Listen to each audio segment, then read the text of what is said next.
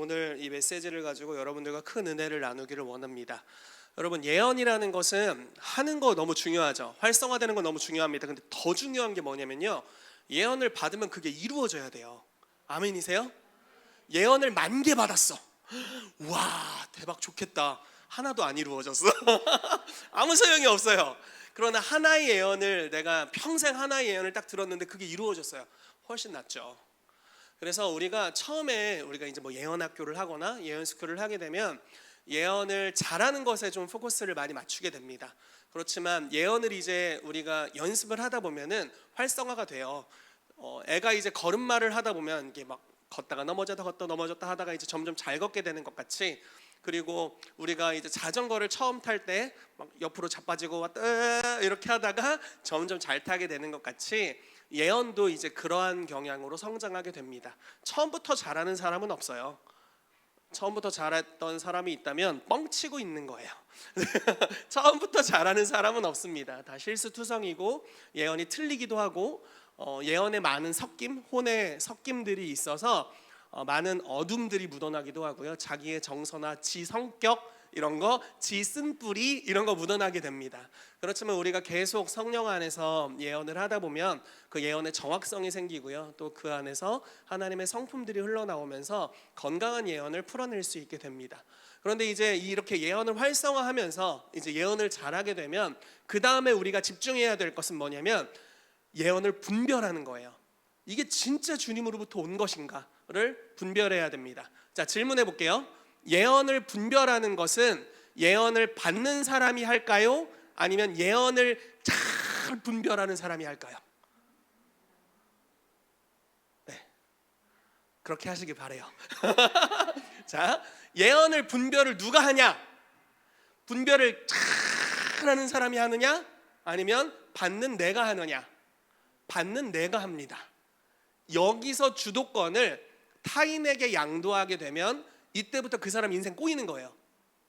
그냥 예언 사역자에게 예언 받는 게 완전 무당에게 찾아간 것과 별반 다르지 않게 됩니다. 왜냐하면 주님께서 우리 한 사람 한 사람에게 자유의지를 주셨어요. 그래서 주님과 교제하면서 스스로 분별하고 스스로 선택할 수 있는 능력을 주셨습니다. 이것을 만약에 타인에게 양도하기 시작하면요, 그 사람이 주무르는 대로 움직이게 돼요. 그것이 심지어 부모이든지 담임 목사, 조심하세요 저를, 담임 목사이든지 영적인 멘토이든지 상관없이 우리의 인생의 중요한 결정들을 우리가 주님과 내가 하는 거예요. 아멘이십니까? 아멘. 그래서 여러분들이 결정하시기를 축복합니다. 많이 물어보지 마세요. 나도 몰라. 서로 막 너무 물어보지 마세요. 주님과 교제하고 주님으로부터 듣고 다른 사람이 전달해주는 예언적인 음성들을 막 진리로 추종하기보다는 그것들을 참고 삼는 것입니다. 그리고 분별하는 거예요. 그게 만약에 주님으로부터 왔다면 취하시고 오늘 우리가 배우게 될 이 예언의 성취를 위해서 한 걸음 한 걸음 나아가시면 되겠습니다. 그래서 오늘은 성취에 대한 요소들을 좀 나누게 될 거예요. 자, 분별 다음에 그 다음에 이제 분별되었다면 중요한 게 예언의 성취를 위해서 일하는 것입니다. 그래서 여러분들 가운데 선포되는 예언들이 다 이루어지기를 정말 축복합니다. 아멘. 제가 예언 사역을 하다 보니까 진짜 예언을 많이 하잖아요. 그리고 많이 듣잖아요. 그러면 이제 종류가 좀 나뉘어요. 이쪽은 번갯불에 콩고 먹는 분들이 있어요. 뭐냐면 예언이 선포되자마자 얼마 안 있어서 이루어져요. 엄청 부러운 스타일들이 있어요. 그래서 막 이런 분이에요. 목사님, 지난주에 예언해 주셨는데 다 이루어져서 또 받으러 왔어요. 약간 재수없긴 한데 그래도 멋져. 그냥 지난주에 해준 예언이 다 이루어졌대. 또 내놓으래. 너무 부럽지 않아요? 근데 이제 양극 반대쪽, 목사님이 해준 예언이 하나도 이루어지지 않았어요. 근데 내 삶에 한 번도 이루어진 적이 없네 예언이. 이런 분이 있어요. 너무 안타까워요. 여러분, 하나님은 사람을 외모로 취하지 않으십니다. 크게 아멘 하셔야 될 것 같아. 저를 비롯해서 거울을 보고 아멘해야 돼. 아, 외모로 취하지 않는구나. 그러니까 어떤 사람이라고 해서 특별히 뭐 잘해주고 그런 게 아니에요. 하나님은 중심을 보시고 우리 모두를 어떤 특정한 반응을 할 때 그냥 그런 응답들을 주세요. 뭐 희택이기 때문에 특별히 해주고 누구기 때문에 특별히 안 해주고 이러지 않으신다라는 거예요. 그렇다는 것은 예언이 빠르게 성취되는 사람의 삶에는 그럴 만한 요소가 있다라는 겁니다. 무슨 말인지 이해되시나요? 그래서 여러분들이 그런 분들이 되기를 예수 이름으로 축복합니다. 그냥 오늘 예언 받았는데 내일 이루어지고, 모레 또 예언 받고 모레 글피 이루어지고, 설교를 들었는데 감동을 받았는데 그게 내 삶에 돼버리고, 여러분 기도로 누가 축복을 해줬는데 그게 내 삶에 이루어지는 그런 역사가 있게 되기를 예수 이름으로 축복합니다. 그래서 여기 다 번개불에 콩고 드셨으면 좋겠어요. 네, 아멘. 그런 은혜가 있게 되기를 축복합니다. 아멘을 아주 잘하시네. 아멘, 아멘. 아주 좋아요. 이 분위기 그대로 갑시다. 네, 너무 재밌다. 네, 저희가 지금 유튜브 송출하는 게 이제 두 채널로 송출이 되고 있습니다. 하나는 이제 당연히 저희 교회 채널에 송출이 되고 있고, 하나는 HIM 코리아 채널에서 이제 송출이 되고 있는데요. HIM 코리아에서 들어오신 분들 정말 환영하고요. 그 슈퍼블룸 금요철야 예배로 저희가 매주 이 시간에 4개 정도의 교회가 이 예배를 섬기게 됩니다. 아마 제가 알기로는 8시에 아마 모든 교회가 시작될 거라고 생각을 하고요. HIM에서 특별히 다음 세대를 섬기는 HIM 넥스트 목사님들의 교회에서 이제 한 주에 한 교회씩 이렇게 번갈아 가면서 섬기게 될 것입니다. 그래서 여러 교회들, 또 여러 색깔의 예배들을 여러분들이 경험하실 수 있다라고 생각하고요. 여러분들이 이 금요 예배 가운데 오셔서 하나님이 이 한국 교회 금요철야 가운데 주신 많은 유업들을 맛보게 되시기를 축복하고요. 또 이 금요철야 예배를 드릴 때 HIM의 유업이 함께 흘러가게 될 것이고, 뿐만 아니라 각 교회 가운데 하나님이 주신 독특한 기름 부으심들이 여러분들에게 흘러가게 될 줄로 믿습니다. 축복합니다. 아멘. 말씀을 진행하도록 하겠습니다. 자, 본문 말씀을 볼게요. 고린도후서 1장 20절 말씀입니다. 같이 읽어볼게요. 시작.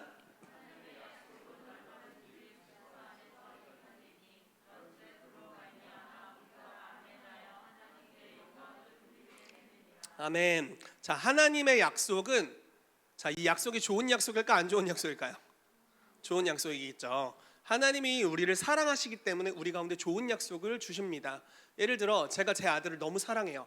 그런데 하나님은 그보다 더 사랑하신다고는 하더라고요.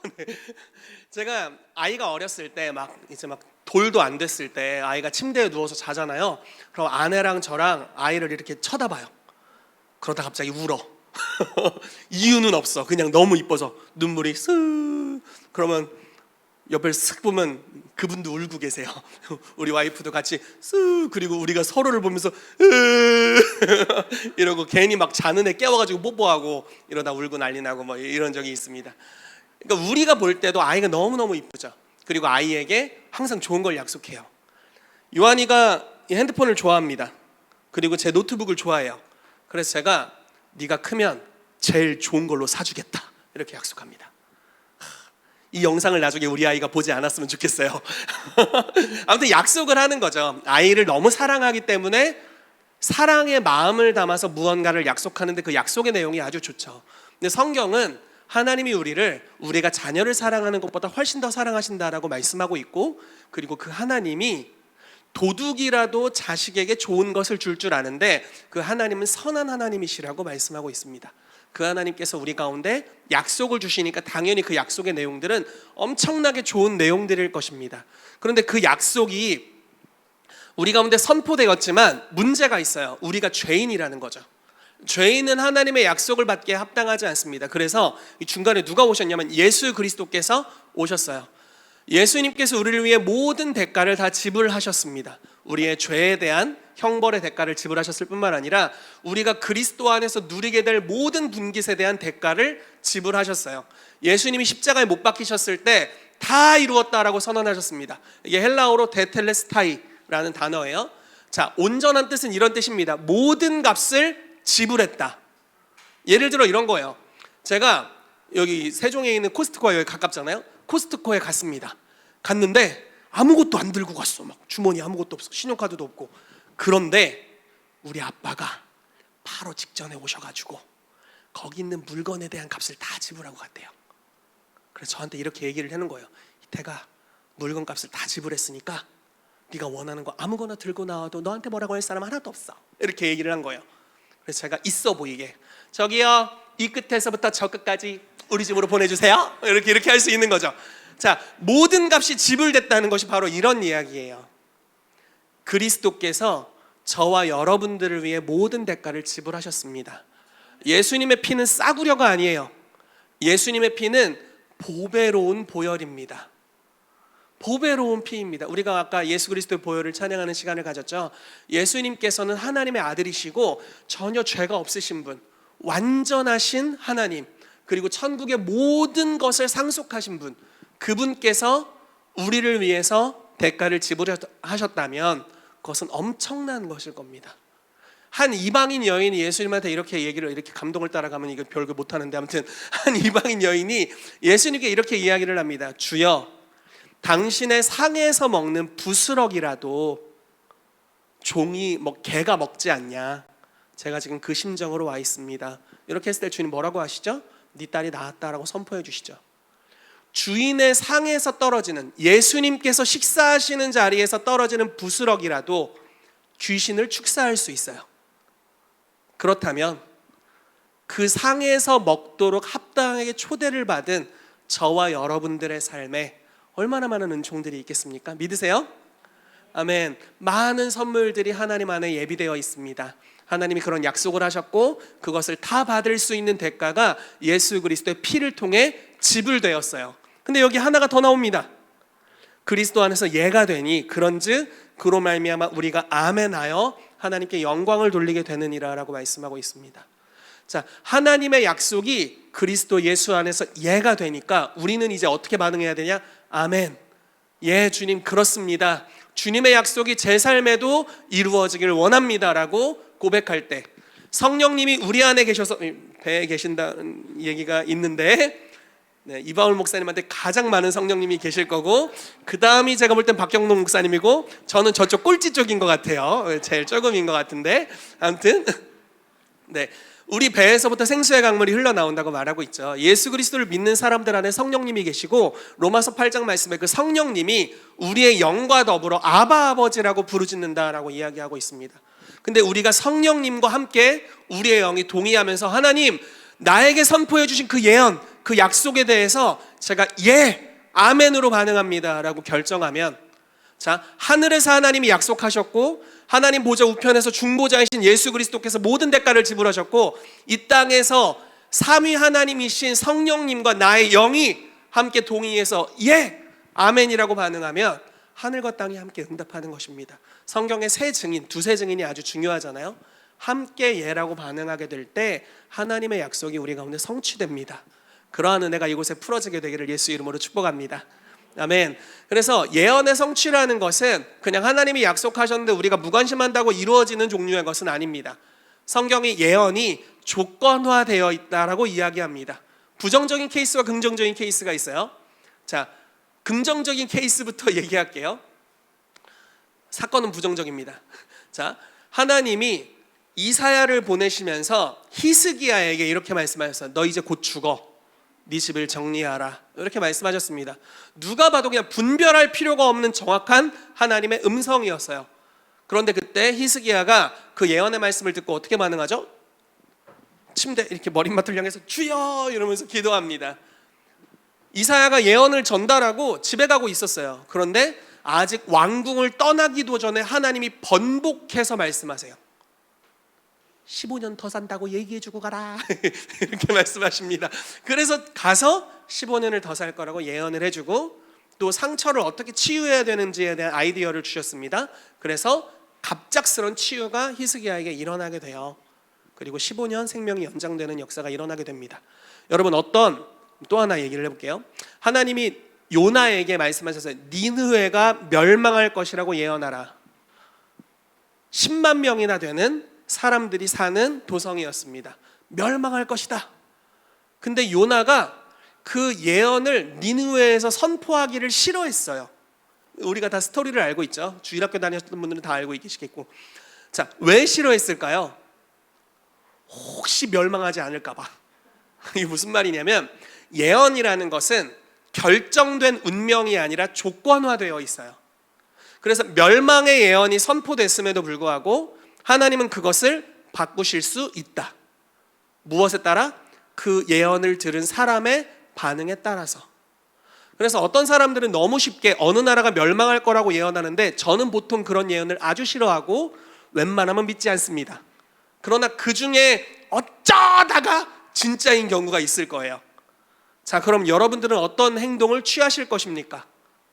여러분 어떻게 하실 거예요? 와, 대한민국이 망한다니 이민 가자, 이민 가자, 이민 가자. 안녕 이 나라 빠이빠이. 헬조선 이러고 떠나는 거야. 사람들이 이래서 떠나는 케이스들이 있어요. 제가 믿기로는 주님의 마음을 잘 모르기 때문이라고 믿습니다. 하나님은 사람들의 반응에 의해서 그분의 결정을 바꾸세요. 그게 우리가 기도할 이유가 있는 이유입니다. 하나님의 사람들이 기도할 때 주님께서 결정을 바꾸십니다. 예를 들어 한국에 대해서 뭐 촛대를 옮겼다는 등, 촛대를 여러 번 옮기더라고. 촛대가 한 7개 있나 봐. 많이 옮기더라고. 촛대를 여태 있는 걸 보니까 많이 옮기는 것 같아요. 근데 이런 경우들이 있는데, 그런 경우들은 하나님의 어떤 선하심, 그리고 예언의 긍정적인 기능들, 그리고 예언이 운명이 아니라 조건화되어 있다, 이런 것들을 잘 모르기 때문입니다. 예언이 조건화되어 있어요. 그래서 니느웨를 향해서 멸망이 선포되었지만 결국 니느웨가 멸망했습니까? 아니죠. 그들이 왕으로부터 심지어 짐승까지, 제 식으로 표현하면 우리 집에 있는 고양이까지 베옷을 입고 회개했어요. 기르는 가축에게 베옷을 입혔어. 얼마나 회개가 깊었는지. 이 웃는 포인트인데 하나도 안 웃으니까 되게 당혹스럽습니다. 여러분이 이 위치에서 마스크 끄고 그러고 있어봐. 얼마나 불쾌한지 몰라요. 웃지도 않고 장난 아니야 지금 분위기.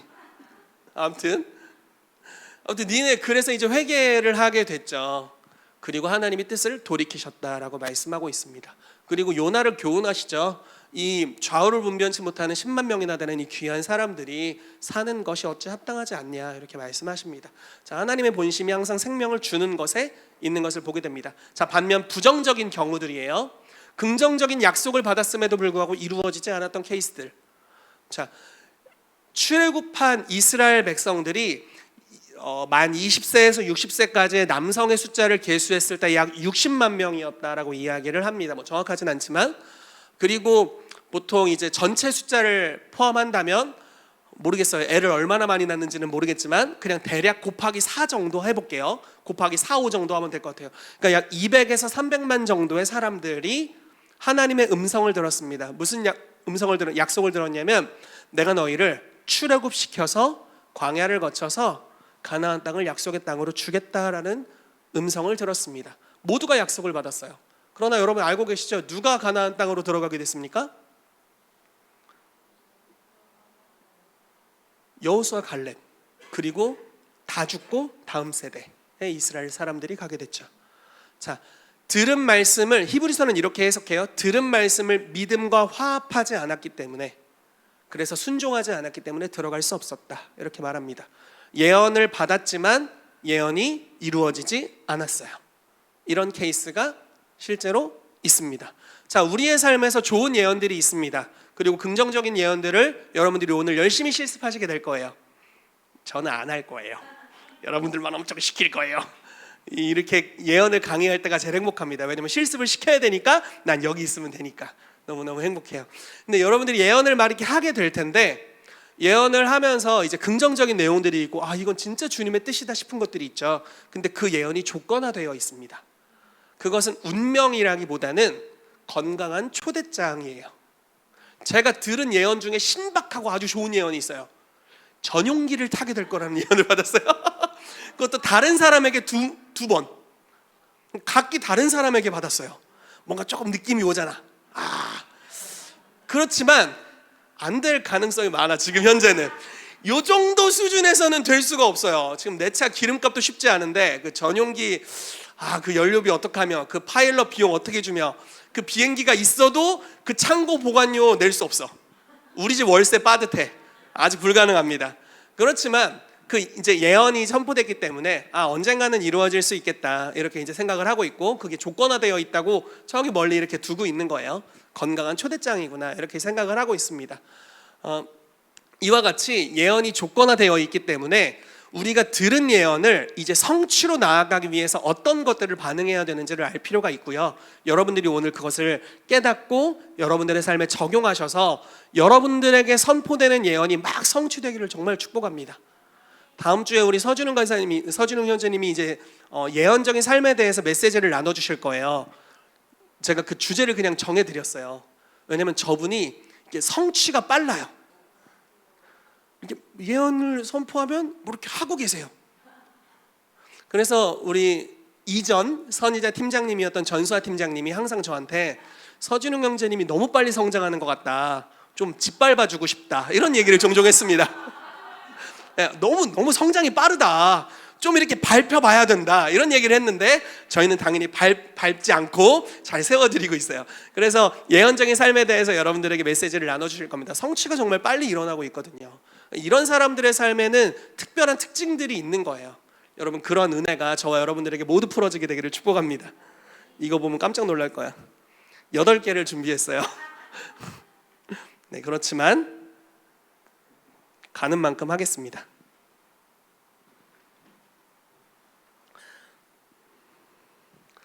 먼저 이거부터 좀 할게요. 제가 순서대로 가면은 너무 애매할 것 같고, 다윗의 장막에 대한 이야기부터 하도록 하겠습니다. 아모스 9장 11절에서 14절까지 말씀인데요, 좀 길죠? 읽어봅시다. 시작. 그날에 내가 다윗의 무너진 장막을 일으키고 그것들의 틈을 막으며 그 허물어진 것을 일으켜서 옛적과 같이 세우고 그들이 에돔의 남은 자와 내 이름으로 일컫는 만국을 기업으로 얻게 하리라. 이 일을 행하시는 여호와의 말씀이니라. 여호와의 말씀이니라. 보라, 날이 이를지라. 그때 파종하는 자가 곡식 추수하는 자의 뒤를 이으며 포도를 밟는 자가 씨 뿌리는 자의 뒤를 이으며 산들은 단 포도주를 흘리며 작은 산들은 녹으리라.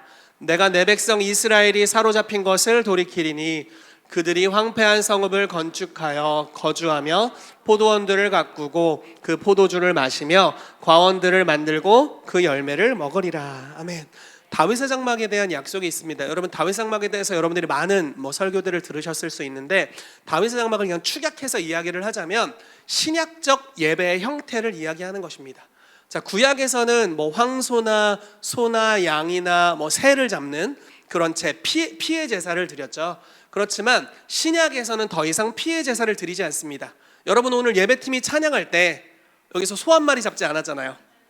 물론 소 한 마리를 잡으면 이렇게 여기로 넣어야 되는데 소 한 마리 잡지 않았어요. 저희는 찬양의 제사를 드렸습니다. 왜 그렇게 드리느냐? 히브리서 말씀에 단 한 번의 제사인데 영원한 효력을 가진 제사를 드렸기 때문이에요. 누가 드리셨냐?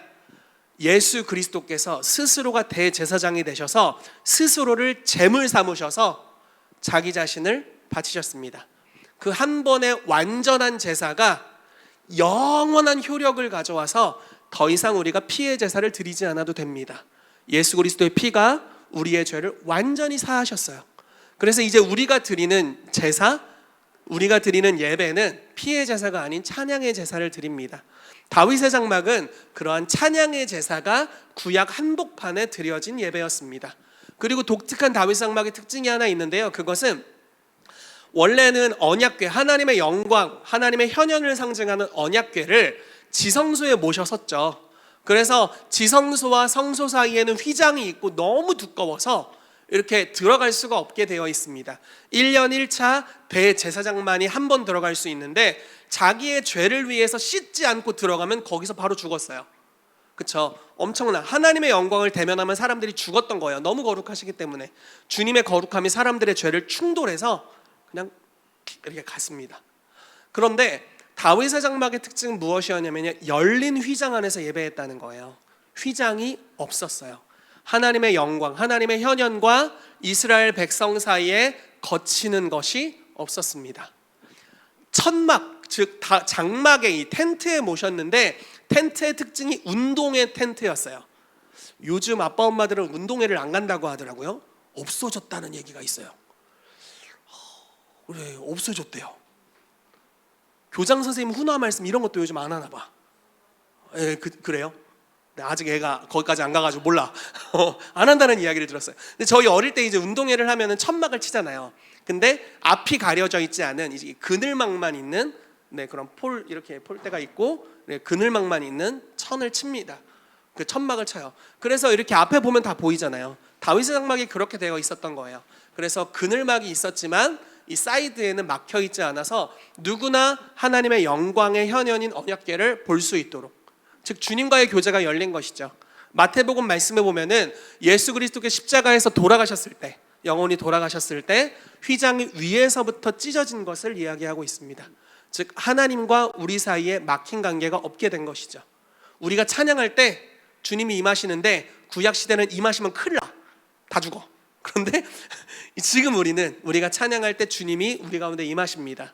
그리고 이스라엘의 찬송 소리 가운데 주소를 삼으셔서 그들 가운데 머무세요. 이것이 바로 다윗의 장막의 특징입니다.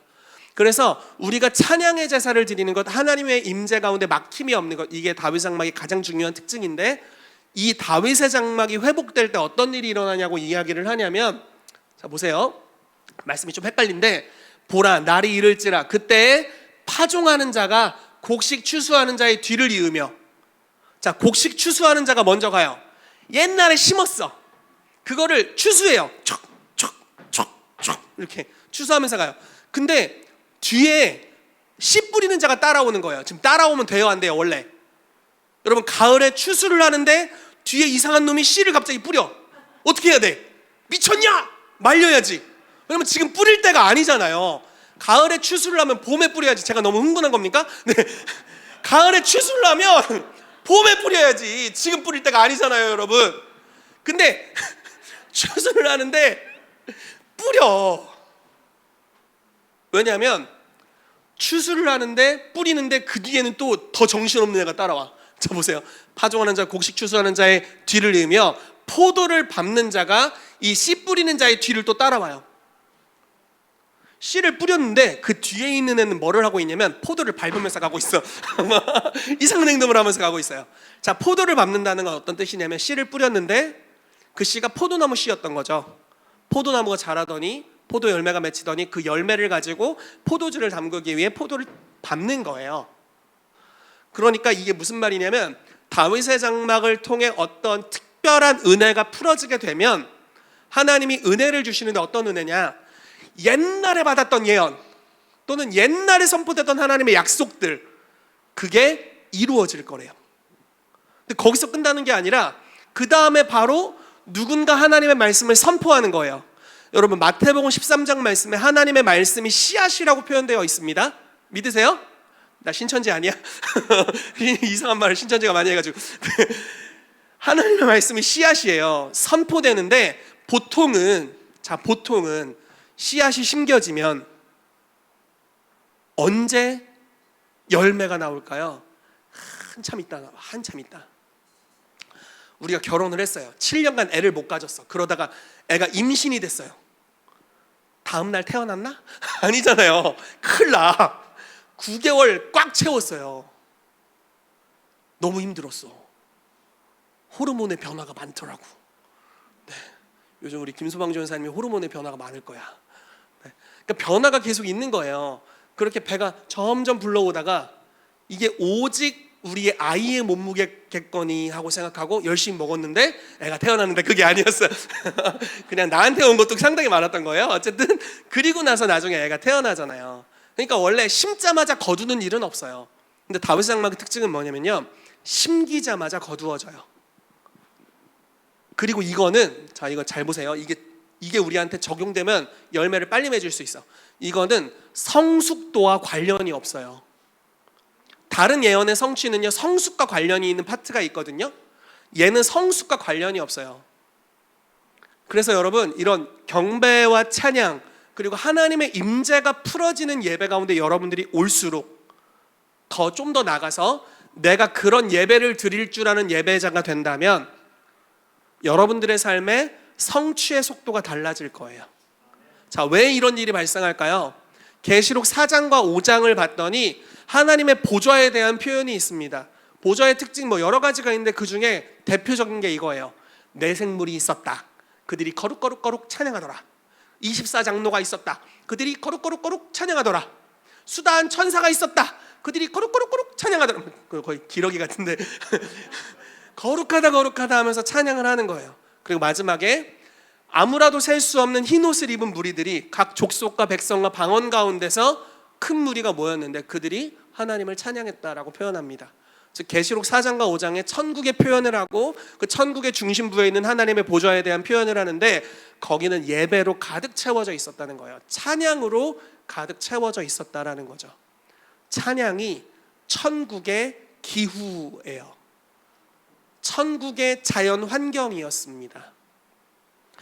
우리 가운데 선포되는 기록된 말씀 그리고 레마의 말씀의 한 종류인 예언, 이게 다 천국으로부터 온 하나님의 말씀이죠. 믿으세요? 아멘. 하나님의 말씀은 천국에서 즉각적으로 열매 맺을 거예요. 여러분, 하나님이 천국에서 말씀하세요. 가브리엘아 가서 이것 좀 하고 와. 주여 할 일이 많으니 100년 뒤에 하겠나이다. 이러겠어요? 아니죠. 하던 일 내려놓고 바로 가서 해야지. 왜냐면 하나님이 말씀하셨고 천사들이 순종하니까요. 그래서 천국에서는 하나님의 말씀이 선포되는 즉시 이루어지는 거예요.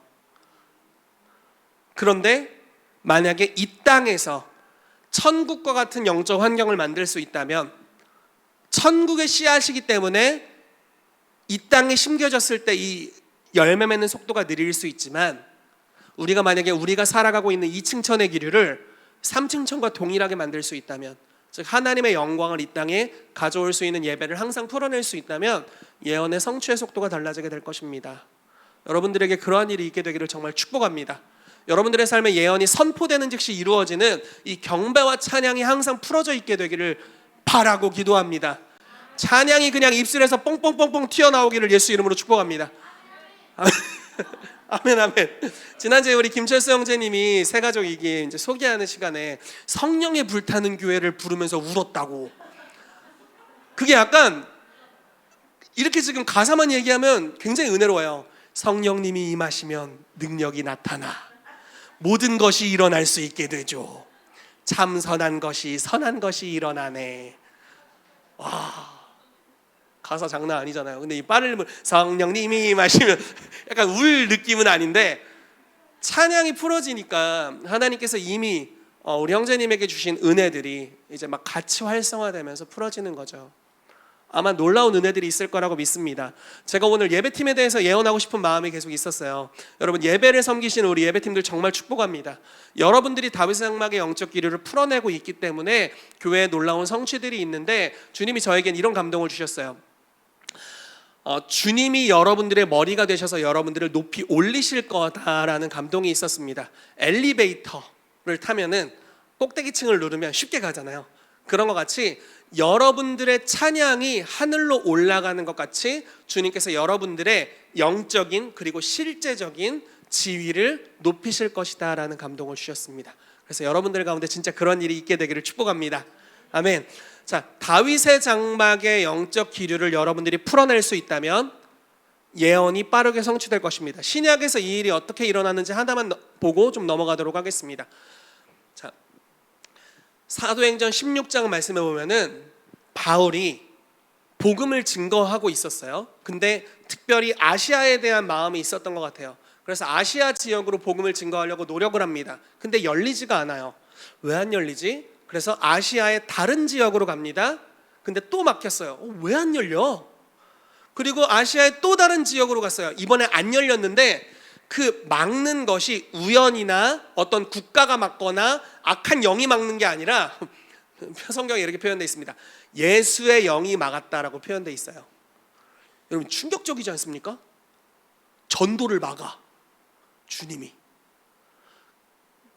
이상한 영이라는 게 아니라 그러니까 무슨 말이냐면, 하나님은 뭔가 명령을 주시잖아요. 예를 들어 예루살렘 온 유대 사마리아 땅끝까지 이르러 내 증인이리라 하시니라, 이런 말씀들, 너는 때를 얻든지 못 얻든지 하나님의 말씀을 선포하라, 이런 말씀들을 들으면 와, 입이 진짜 때를 얻든지 못 얻든지 계속 뭔가를 말해야 될 것 같은 그런 강박이 여러분 안 생기세요? 그런 말이 생겨요. 근데 주님은 이런 하나님의 분명한 명령들을 순종할 때 그냥 내 맘대로 막 하는 게 아니라 하나님과의 관계성 안에서 이것을 순종하기를 기뻐하신다라는 거예요. 주님과 교제하기를 원하신다는 거죠. 자, 어떤 때는 주님이 이렇게 말씀하세요. 어리석은 자에게 권면해라. 맞죠? 자, 잠언의 다른 말씀은 이렇게 말씀하십니다. 어리석은 자에게 권면하지 마라. 어쩌라는 거지? 다시 잘 듣고 계세요? 자, 한쪽에서는 어리석은 자에게 권면해라. 그를 얻을 수 있을 것이. 다른 한쪽에서는 어리석은 자에게 권면하지 마라. 오히려 너 욕한다. 뭐 어쩌라는겨? 어쩌라는겨? 그러니까 이런 아리송한 구절들이 있어요. 자, 어리석은 자가 있을 때 때로는 우리가 그 친구를 권면해야죠. 어떤 때는 권면하지 않아요. 그렇죠? 성령의 감동을 쫓아 나아가는 것에 대한 표현이라고 저는 개인적으로 생각합니다. 그래서 어디로 샜는데 자, 바울이 사도행전 16장 말씀에 그래서 이제 아시아의 복음을 증거하려고 하다가 예수의 영이 막는 것을 경험합니다. 그리고 기도를 하는데 한 마게도냐 사람이 환상 중에 나타나서 와서 우리를 도우라라고 이야기를 해요. 그래서 그 환상을 보고 하나님이 아시아가 아니라 유럽 방향으로, 즉 마게도냐 지방으로 우리를 보내길 원하시는구나 라고 생각하면서 선교의 방향을 동쪽에서 서쪽으로 옮기게 됩니다. 이게 그 유명한 이제 서진 선교의 시작이 되는 거죠. 그래서 서쪽으로 선교를 가서 마게도냐 첫 지방인 빌립보로 가게 됐어요. 첫 시작이 꽤 괜찮았습니다. 복음을 증거하면서 다니는데 루디아라는 사람이 회심하게 되고 자기네 집을 교회로 오픈하게 돼요.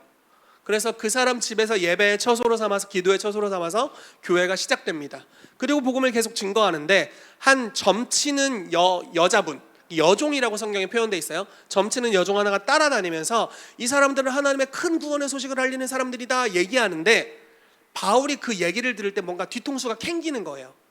지금 이제 제가 해석을 해보자면 아마 영계가 부딪히는 느낌이 있었을 것 같아요. 왜냐면 귀신의 영이었으니까. 그래서 바울이 옳은 이야기를 함에도 불구하고, 맞는 얘기잖아요. 옳은 이야기를 함에도 불구하고 그 여인에게 역사했던 귀신을 축사합니다. 그래서 이 여인이 자유케 됐어요. 이거 굉장히 좋은 일이잖아요. 문제는 이 여인이 종이었고 점을 치는데 꽤 괜찮은 점을 쳤었나 봐. 정확성이 있는.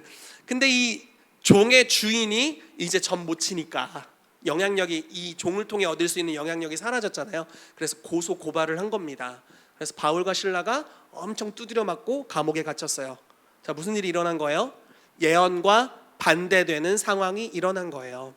예언은 와서 우리를 도우라고 했는데 도울 수 없도록 완전히 묶여버렸어요. 그리고 감옥에 갇혔어요.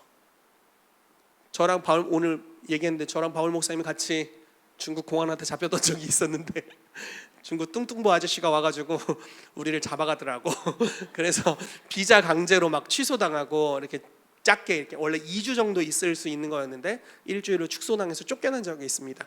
아무튼 그런 하나님이 뭔가 약속하셔서 갔는데 그게 딱 막혀버리는 상황에 처하게 된 거죠. 그때 바울과 실라가 어떻게 했을까요? 우리는 여기까진 갭이요 하고 끝낸 게 아니라 기도하고 찬양했습니다. 즉 이 사람들은 움직이는 다윗의 장막이었어요. 상황과 상관없이 그들이 묶여있는 처소에서 주님을 큰 소리로 예배하기 시작합니다. 그때 천국의 임재가 풀어지게 되는 거죠. 그리고 그들이 받았던 예언적인 말씀이 천국의 임재 안에서 갑자기 활성화되고 그 기류를 장악하고 예언의 성취를 이룰 수 있는 하나님의 천사들이 파송됐을 겁니다. 갑자기 분위기가 다 바뀌어버리게 되는 거예요. 묶였던 것이 단번에 풀어지게 되고 자기를 매우 철화해서 쳤던, 그리고 그걸 주관하고 있었던 간수장이 달려와서 내 주여 어떻게 하여야 내가 구원을 얻을 수 있겠습니까? 라고 질문하는 것으로 완전히 바뀌게 됩니다. 그래서 그 유명한 구절이 나오잖아요. 주 예수를 믿으라 그리하면 너와 내 집이 구원을 받으리라, 이렇게 선포하게 되죠.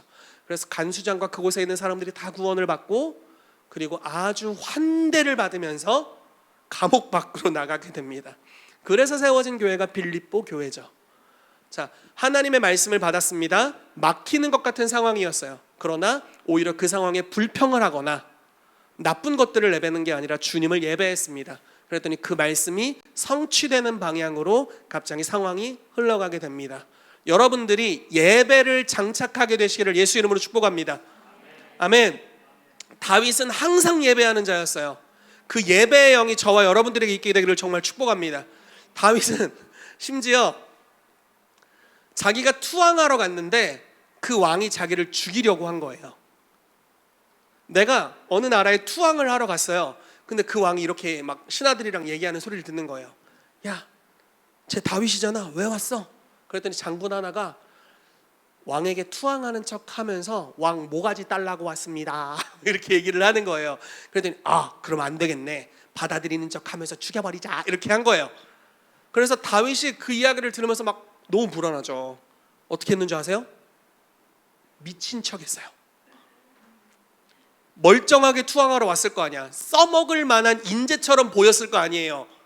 갑자기 뭐 어떻게 했는지 모르겠어요. 표현 안 돼 있지만 누나를 흰색으로 뒤집고 침을, 분명히 성경에는 뭐라고 나오면 침을 질질 흘렸다고 나와 있어요. 아마 수염도 있었겠죠. 막 수염을 뽑았겠죠. 별 미친 척을 했을 거예요. 그래서 아무리 봐도 이건 연기가 아니라 진짜 미쳤다 싶을 정도의 미친 척. 그래서 막 이제 왕이 이렇게 얘기하는, 야, 미친놈을 왜 끌고 왔어? 그래서 갖다 버립니다. 그러니까 막 버려지면서 땅바닥에 이제 던져졌을 거 아니에요. 그러니까 퉁퉁퉁퉁퉁 먼지 푹 이랬을 거 아니에요. 그리고 이제 군사들이 가고 나서 갔나? 이렇게 누나를 몇 바퀴 돌린 다음에 일어나면서 주님을 찬양했어요. 제정신이 아니야. 그냥 삶의 예배가 달려 있어요. 그냥 내 삶에 일어나는 좋고 안 좋고 그런 상관없어. 모든 것은 예배의 재료가 된다라고 여겼어요. 여러분, 이런 하나님을 경외함이 저와 여러분들에게 풀어지기를 정말 축복합니다. 나쁜 일이 있었어. 그래서 주님을 찬양합니다. 이래. 좋은 일이 있어서 그래서 주님을 찬양합니다. 왕이 됐어. 그래서 주님을 찬양합니다. 자식놈이 날 배신했어. 그래서 주님을 찬양합니다. 미친 척했어. 그래서 주님을 찬양합니다. 믿었던 부하가 날 배신했어. 그래서 주님을 찬양합니다. 나 지금 도망 다니고 있어. 그래서 주님을 찬양합니다. 뭐 상황 그냥 예배하기로 결정했어요. 내 마음이 확정되고 확정되어 싸우니 내가 노래하고 찬송하리이다. 그래서 하나님을 예배하기로 결정했고 항상 주님을 예배했습니다. 이러한 예배자의 삶에 선포된 예언이 얼마나 빨리 성취되겠어요. 그러니까 다윗의 삶에 하나님의 약속이 계속 풀어질 뿐만 아니라 약속이 성취됐고 다윗이 왕이 되니까 이 예배자가 왕이 돼버리니까 국가를 다윗의 장막을 통해서 예배하게 했고요. 국가가 예배했더니 아브라함 시대에 선포됐던 예언, 모세 시대에 선포됐던 예언, 여호수아에게 말씀하셨던 예언, 이게 다 다윗 때 이루어져 버려요. 영토를 다 수복하잖아요. 하나님이 약속하시지 않은 영토까지 다 빼앗아 버렸어요. 근데 거긴 주님이 약속한 게 아니니까 야, 조공 바쳐라 하고 다시 풀어줬어. 이런 예배의 강력한 은혜가 우리 킹스빌리 교회 가운데 풀어지게 되기를 예수의 이름으로 축복합니다. 이대로 거의 설교를 끝내야 될 정도로 시간이 많이 갔는데 잠시 고민 좀 해보겠습니다. 뭘 해야 될지.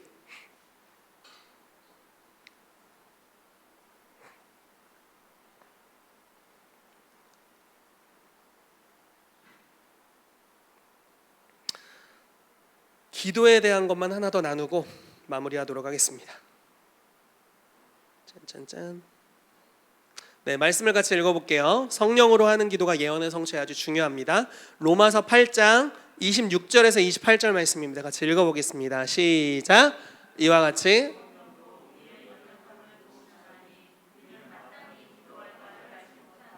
오직 성령이 말할 수 없는 탄식으로 우리를 위하여 친히 간구하시느니라. 마음을 살피시는 이가 성령의 생각을 아시나니 이는 성령이 하나님의 뜻대로 성도를 위하여 간구하심이니라. 우리가 알거니와 하나님을 사랑하는 자 곧 그의 뜻대로 부르심을 입은 자들에게는 모든 것이 합력하여 선을 이루느니라. 아멘. 자, 위의 말씀이 아주 유명한 말씀이죠. 그리고 아래의 말씀도 아주 유명한 말씀이에요. 모든 것이 합력하여 선을 이룬다. 얼마나 이게 아름답습니까? 가끔 어떤 분들이 모든 것이 협력하여 선을 이렇게 이제 얘기하시는 분들도 계신데, 자, 이게 이제 어떤 환경으로 우리가 생각할 수 있냐면, 예를 들어 요셉의 케이스를 이야기를 해볼게요. 자, 요셉은 형들이 죽이려고 했어요. 재수가 없었거든. 형들이 죽이려고 했어요. 그리고 이스마엘 상인들이 요셉 분명히 불법으로 팔린 걸 알아. 근데 자기들의 이익을 위해서 종으로 잡아다가 보디발 집에 갖다 팔았어요. 보디발의 아내는 지가 꼬셔놓고 지가 강간당할 뻔한 거라고 뻥쳤어. 이해되세요? 무슨 말인지? 술 맡은 관원장은 요셉의 예언 덕분에 살아난 주제에 요셉을 까먹었어. 이해되시죠? 하나님은 그 모든 사람들의 악함까지도 선용하셔서 요셉을 바로왕이 꿈꿨을 때 바로왕 앞에 딱 훈련시켜 세워놨어요. 그래서 그 타이밍이 아니었다면, 애굽에 팔리지 않았다면, 보디발의 아내가 미쳐가지고 요셉을 시위대장의 감옥에 집어넣지 않았다면, 그 중에 하나만 틀어졌어도 요셉은 총리가 될 수 없었고 이스라엘은 7년 흉년 때 구원을 받을 수 없었어요. 이해되시죠? 우리가 역사를 아니까. 그러나 하나님은 그 모든, 심지어 선함뿐만 아니라 사람들의 악함까지도 다 선용하셔서 한 사람을 높이기로 작정하셨을 때 그 위치까지 높이십니다. 그래서 그를 통해서 사람들이 구원을 받게 하십니다. 이게 바로 모든 것이 합력하여 선을 이룬다라는 말씀이죠. 자, 다윗의 예를 들어보겠습니다. 다윗은 출신상 왕이 될 수 없어요. 왜냐하면 이미 사울이 기름 부음을 받았고 왕이 됐고 왕위를 계승할 요나단이 있습니다. 그렇죠? 자, 어쩌다가 골리앗을 때로 눕히고 이게 잘 쳐가지고 이제 왕 앞에 가서 수금을 타다가 악신이 떠나가게 하면서 총애를 받았어요. 그래서 왕의 사위까지도 됐지만 어느 순간부터 왕이 돌아버렸어요. 그래서 단창을 들고 자기를 죽이려고 했고 실제로 3,000명의 군대를 데리고 국가를 돌아보는 게 아니라 자기를 죽이러 다녔습니다. 자, 다윗의 입장을 생각해 보세요. 어느 날 다윗이 하나님이 사울과 그의 군대 3,000명의 군대를 다 재우셔서 갔어요. 야, 하나님이 뭐 이렇게 하시려나 보다 하고 그 잠든 곳에 몰래 갔습니다. 가서 뭘 했는 줄 아세요? 옷자락을 베고 그의 창과 물병을 훔쳐가지고 조용히 왔어요. 근데 왜 옷자락만 뱄을까? 그때 함께했던 수하가 누구였냐면 아비새라는 엄청난 장군이에요. 장군 중에 장군. 근데 그 장군이 이렇게 얘기를 합니다. 다윗이요, 제가 한 방에 끽소리도 못하게 끝낼 수 있으니까 나에게 맡기시라고. 얼마나 좋아. 내가 죽인 거 아니라 내 수하가 죽였어요. 이렇게 해도 되고 얼마나 괜찮아. 근데 다윗이 옷자락을 베면서 갑자기 마음이 찔려요. 뭐야, 지금 팔 하나 자르지 않은 것도 되게 자기 자랑해야 되는데 옷을 잘랐는데도 마음이 찔려. 무슨 말이에요? 성령님이 네 손으로 해야 하면 안 돼라고 말씀하시는 거예요. 이 말도 안 되는 상황. 자, 그리고 다윗이, 여러분, 3,000명의 군대를 데리고 왕이 다윗을 쫓아오는데 다윗이 어디로 도망가야 돼요? 이스라엘 안? 이스라엘 밖? 어디? 당연히 이스라엘 밖이죠. 근데 선견자 갓이라는 양반이 와서 예언을 하는 소리가 뭔지 아세요? 유대를 떠나지 마라, 이렇게 예언했어요. 지가 살아보라고 해. 가끔 이렇게 예언을 들을 때 막 화가 날 때가 있어. 네가 살아봐, 네가 살아봐, 네가 해준 예언 네가 살아봐 되나, 뭐 이럴 때가 있어. 가끔 열받을 때. 다윗이 아마 그러지 않았을까 싶어요. 3,000명이 쫓아오는데 이스라엘 밖으로 도망가도 지금 살까 말까인데 한번 투항했다가 죽을 뻔했잖아요. 미친 척하고 살아났잖아요. 근데 이스라엘을 떠나지 마는 수준이 아니라 유대를 떠나지 말래. 이게 무슨 짓이야 이게. 그리고 왕이 다 얘기해놨어요. 다윗이 있으면 고발해라. 막 고발 안 하면 어떻게 되나 한번 보여줬잖아요. 제사장 가문을 몰살시켰잖아요. 다윗을 도왔다고. 그러니까 누가 다윗을 보호해 주겠어요? 맨날 도망다니는 거야. 그런 말도 안 되는 환경 가운데 있었고 왕위를 계승할 자는 자기의 가장 사랑하는 친구 요나단이에요. 내가 어떻게 저자를 뺏어? 왕이 나를 임명해 주지도 않아. 내가 죽일 수도 없어. 어쩌라는 거지? 버티는데 하루아침에 다 죽었어. 사울도 죽고 요나단도 죽고 왕위를 계승할 사람들이 대부분 다 죽었죠.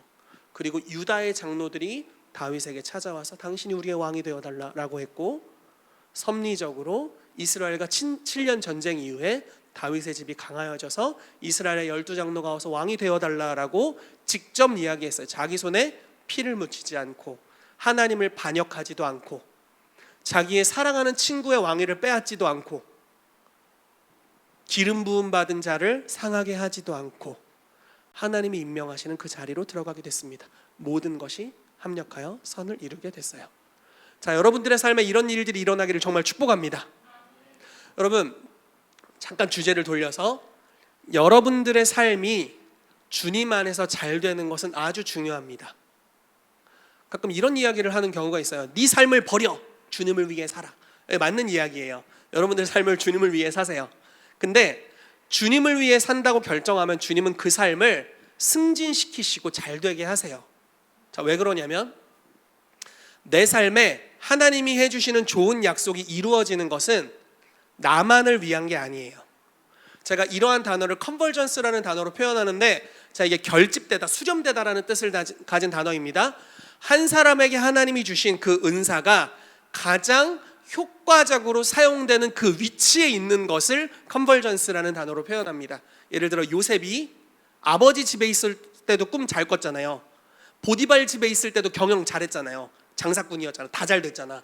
그리고 감옥 안에 있을 때도 잘 섬겼고 꿈 해석 엄청났잖아요. 그러나 요셉이 가장 효과적일 곳은 총리였을 때였죠. 무슨 말인지 이해되시죠? 거기가 컨버전스예요. 근데 요셉이 그 꿈을 꿨어요. 그쵸? 형들의 몇 집단이 자기에게 절하는 것, 해와 달과 11별이 자기에게 절하는 꿈을 꿨습니다. 그래서 자기가 엄청 높은 지위가 될 것에 대한 꿈을 꿨어요. 근데 하나님이 그걸 성취하면서 요셉에게 어떤 것들을 부르심을 주시죠? 요셉을 통해서 7년 흉년으로부터 온 민족을 구원하는 비전이 함께 그 위치에서 찾아와요. 자, 무슨 말인지 이해되세요? 여러분들이 잘 되는 것은 여러분들만이 위한 것이 아니라고요. 너무 빨랐나? 여러분들이 잘 되는 것은 여러분들만을 위한 것이 아니에요. 자, 다른 표현을 써볼게요. 여러분 모두 부자가 되시기를 축복합니다. 지금보다 여러분들의 재정이 훨씬 나아지기를 축복해요. 왜냐하면 많은 가난한 자들을 돕기 위해서 그렇게 되시기를 축복합니다. 여러분들에게 많은 권세와 능력이 임하게 되기를 축복합니다. 왜냐? 많은 이들을 축복하기 위해서 그렇게 되기를 축복합니다. 여러분, 뭔 얘기를 하다 여기 어느 데로 갔는데, 우리의 삶에 예언이 성취되고 예언이 성취되고 예언이 성취되면 그냥 누가 봐도 이 사람의 삶이 정말 형통하구나라고 알 수 있을 거예요. 그렇게 하나님께서 한 사람의 삶을 컨버전스로 이끌어 가십니다. 그리고 그러면서 하나님의 나라의 놀라운 부르심, 단지 내 삶만을 위한 것이 아니라 나 한 사람을 통해서 풀어질 하나님의 나라에 대한 약속을 주세요. 다윗의 삶이 그랬다고 믿습니다. 사도행전 13장 말씀에 보면은 내가 이새의 아들 다윗을 만나니 내 마음에 합하도다. 내 뜻을 다 이루겠다라고 말씀하세요. 다른 번역에 보면 이렇게 표현되어 있습니다. 내가 이새의 아들 다윗을 만나니 내 마음과 같다. 이 세대에 이룰 일을 다윗을 통해서 이루겠다. 자, 이런 표현이에요. 신약적으로 얘기하자면 뜻이 하늘에서 이루어진 것 같이 땅에서 이루어져야 하는데 내가 봤더니 승우가 마음에 들어. 내 마음이랑 같다. 널 통해 그걸 할 거야. 이렇게 말씀하시는 거예요. 한 사람의 삶이 컨버전스로 가면은 주님이 그 사람을 통해서 시대에 이루실 약속을 성취하신다라는 것입니다. 그래서 여러분들 이 예언의 성취라는 것은 그냥 내 기복신앙 같은 게 아니에요. 내 삶이 잘 되는 것에 대한 이야기 이상의 것입니다. 여러분들의 인생이 하나님의 약속이 성취되면서 하나님의 나라의 비전을 이루는 영역으로 우리가 점차 가게 됩니다. 그렇게 되기를 정말 축복합니다. 어머니대로 많이 샜지만 자, 말씀을 보시면 이것만 나누고 마칠게요. 이와 같이 성령이 우리의 연약함을 도우신대요. 자, 연약함이 뭘까요? 우리는 마땅히 기도할 바를 알지 못한대요. 여러분, 문제에 겹겹이 쌓여서 뭘 기도해야 될지 모르는 환경에 있어 본 적 있으세요? 어떻게 기도, 뭐야 지금 내 인생이 왜 이러는 거야? 우리 혜진 자매님 지금 천장에서 물 새가지고 어디부터 손대야 되니? 어디부터 손대야 되니 이걸? 내 판매해야 될 물건은 다 젖었는데 이거 어떻게 해야 돼 이거? 그래서 우선 교회로 왔어. 아멘을 크게 하고 있어. 우선 어디부터 손대야 될지 모르겠는데 아멘을 우선 크게 하고 보고 있어요. 그때 마땅히 기도할 바를 몰라요. 뭐부터 손대야 될지, 문제 해결을 뭐부터 해야 될지 너무 많아. 근데 그때 우리가 해야 될 건 뭐냐면 성령님이 말할 수 없는 탄식으로 우리를 위해 친히 간구하고 계시대요. 그리고 자, 한번 봅시다. 마음을 살피시는 이가 성령님의 생각을 아세요. 이는 성령님이 하나님의 뜻대로 성도를 위하여 간구하시기 때문에. 자, 제가 지금 간구하심이니라라고 읽었죠. 그 다음 구절이 우리가 알거니와예요. 요 간구하심이니라, 우리가 알거니와 사이에 접속사가 있어요. 한국어 성경에는 없어요. 다른 나라 성경에는 있어요. 접속사가 있어요. 자, 이런 뜻입니다. 성령이 하나님의 뜻대로 성도를 위해 간구하셔. 그래서 하나님을 사랑하는 자들의 삶에는 모든 것이 합력하여 선을 이루어. 성령님과 여러분들의 영이 함께 기도할 줄 안다면 너무 문제가 많아. 그래서 뭐부터 어떻게 풀어가야 될지 모르겠어. 그런데 내 영이 마땅히 나를 연약함 가운데서 도우시는 성령님과 함께 기도한다면 결국 그 모든 무엇인지 모르겠는 것들까지도 주님 선용하셔서 합력하여 선을 이루신다라고 말씀하고 계신 것입니다. 자, 한 가지 더 이야기를 해보겠습니다. 우리는 마땅히 기도할 바를 알지 못하나. 이 마땅히라는 단어가 굉장히 중요한 단어입니다. 누가복음 말씀에 이 마땅히라는 단어가 한 번 더 나와요. 거기는 한국어 번역으로는 합당히라는 단어로 나왔습니다. 자, 이런 환경이었어요. 안식일에 한 병든 여인이 있습니다. 그 여인의 현재 상황은 18해 동안 귀신 들려서 꼬부라져 있대요. 그래서 괴로움을 받고 있어요. 근데 예수님이 이 여인을 고치는 것에 대해서 주변의 바리새인들이 막 째려보고 있어. 왜냐면 안식일에 병을 고치니까. 근데 예수님께서 바리새인들에게 뭐라고 말씀하셨냐면, 야, 봐라, 너네 안식일에 니네 양이나 소가 구덩이에 빠지면 건지지 않니? 근데 이 여인은 소나 양 정도가 아니야. 아브라함의 딸이야.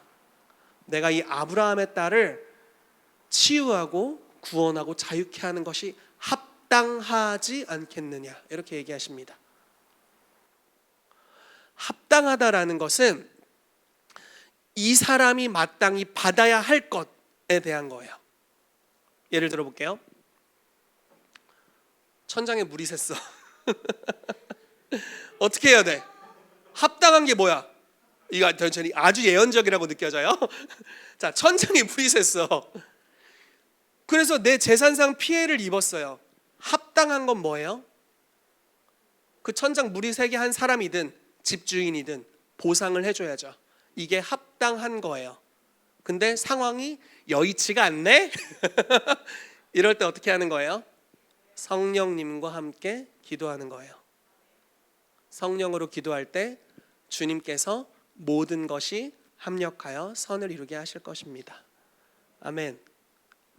합당하게 이루어져야 될 것이라는 것은 저와 여러분들의 위치, 정체성에 대한 이야기입니다. 우리 모두는, 자, 영상으로 보고 계신 여러분들 모두는 아브라함의 아들 또는 딸입니다. 즉 아브라함의 자손이에요. 근데 현재 상태가 안 그러길 바래요. 18해 동안 귀신 들려 꼬부라져 있을 수도 있어요. 정체성은 아브라함의 딸인데 합당한 건 아브라함의 딸의 모습이어야 하는데 현재 모습은 전혀 그렇지 않을 수 있어요.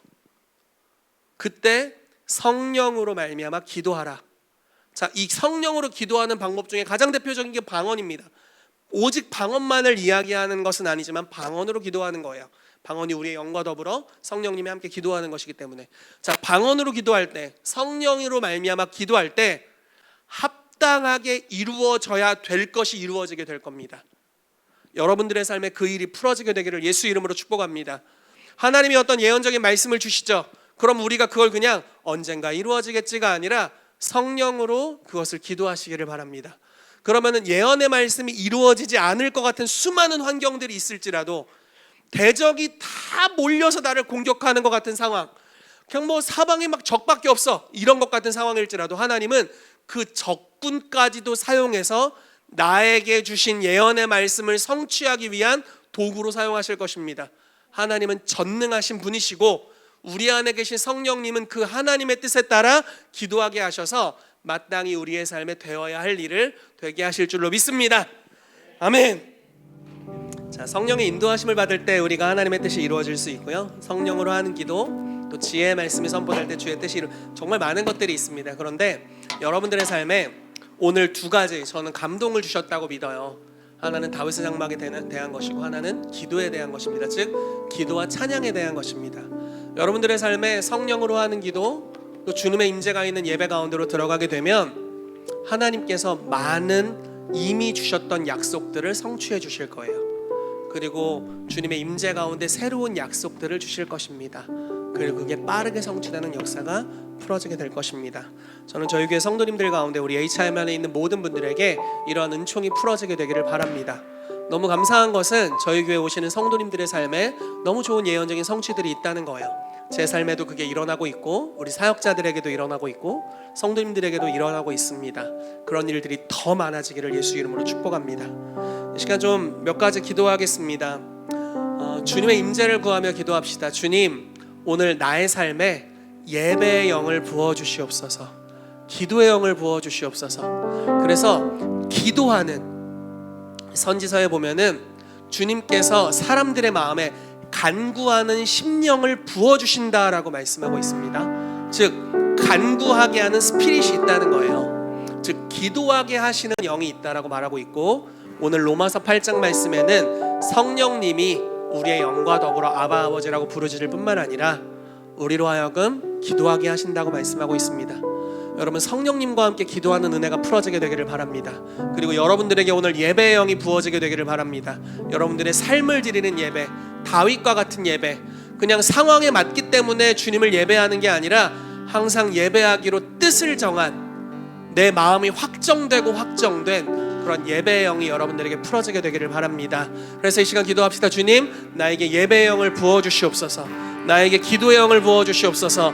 그래서 하나님께서 내 삶에 말씀하시는 모든 말씀들이 우리의 삶에 성취되고 이루어지는 것, 뜻이 하늘에서 이루어진 것 같이 내 삶에 이루어지는 것을 내가 경험하게 하여 주시옵소서. 우리 합심으로 같이 기도하도록 하겠습니다.